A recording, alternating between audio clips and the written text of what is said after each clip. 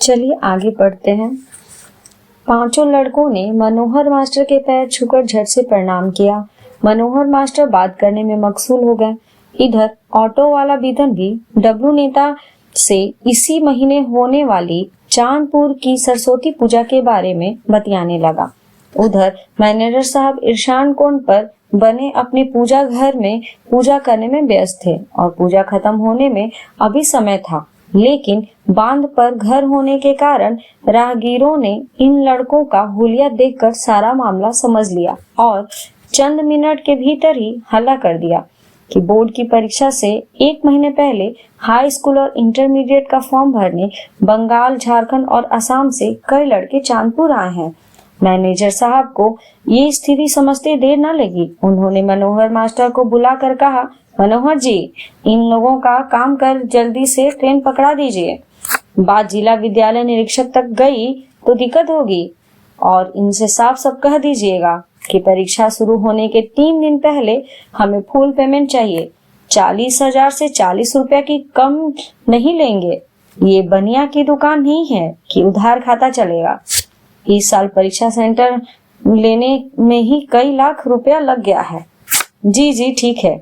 और सुनिए, आज जाकर क्लास कीजिए और सभी विद्यार्थियों से कहिए कि बोर्ड परीक्षा की तैयारी शुरू कर दें। कल शाम तक परीक्षा का फाइनल डेट आ जाएगा। इस आदेश को सर आंखों पर उठाकर मनोहर मास्टर ने लड़कों का सारा जरूरी कागज जमा कर लिया और 10 मिनट बाद अपनी साइकिल पर सवार होकर सीधे इंटर कॉलेज का रुख कर लिया।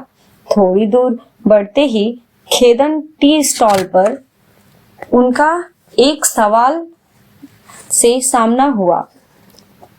माट साहब, बड़ा सवेरे सवेरे भाग रहे हैं, तनख्वाह मिल गया क्या? मनोहर मास्टर इस सवाल को हमेशा की तरह नजरअंदाज करके जेठ के खेत में जूते हुए बैल की तरह सीधे चलने लगे।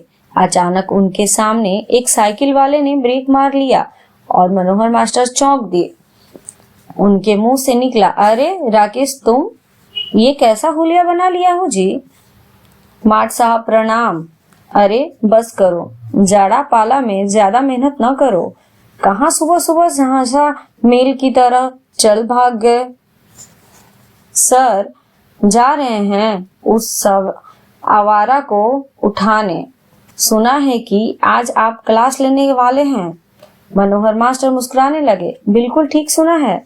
कल बोर्ड एग्जाम का फाइनल डेट आ रहा है। सभी विद्यार्थियों को आज एक विशेष सूचना मिलने वाली है। फटाफट सबको लेकर क्लास में आ जाओ। ठीक है सर, आप चलिए, हम अभी आ रहे हैं। इतना कहने के बाद राकेश नाम लड़के ने साइकिल का पैडल दबाया और गांव के उस पूरब टोले की तरफ रुख किया, जहां छत पर एक दीवाना लड़का रात भर लव लेटर लिखने के बाद कुंभकर्णी निद्रा में सो रहा था। पूरब टोले की एक छत पर बने इस छोटे से कमरे की दीवारों से ईंट की अधिकता और बालू सीमेंट की कमी साफ साफ झांक रही है। छत की ओर ध्यान से देखने पर लगता है कि किसी नौसिखिए राजमिस्त्री ने मजदूरी न मिलने के का सहारा गुस्सा इस कमरे पर निकाल दिया है। भीतर की दीवारों को अभी प्लास्टर चढ़ाने लायक नहीं समझा गया है, लेकिन कमरे में रहने वाले विद्यार्थी ने अपने बुद्धि कौशल और ब्राउन पेपर के सहारे कमरे को सजाकर होम डेकोरेशन वाले के सामने एक नई चुनौती पेश कर दी है। प्लास्टर चढ़ जाने के बाद जब दीवार की खूबसूरती में 4 चांद लगने वाली कालाजयी पेंटिंग्स की कमी महसूस हुई है, तब उसने अखबारों के रविवारसीय संस्करणों के छपे सीने तारिकाओं की लुभाती मुद्राओं का सहारा लिया है और उन पेपर कटिंग्स को इस अंदाज में चिपका दिया है कि समूचा बॉलीवुड एक ही कमरे में उठ रहा है, बैठ रहा है और हाँफ रहा है।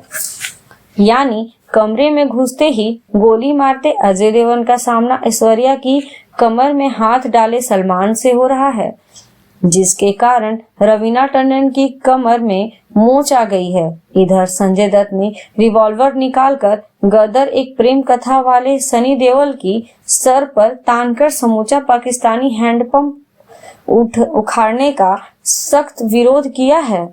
एक साइड में अक्षय कुमार समंदर किनारे खड़े होकर कम कपड़े में ज्यादा सुंदर दिखने का प्रयास करती प्रियंका चोपड़ा लारा दत्ता के साथ पानी आग लगाने की योजना बना रहा है, लेकिन मनोज तिवारी ने बगल वाली जान मारेली कहकर उनको कंफ्यूज कर दिया है।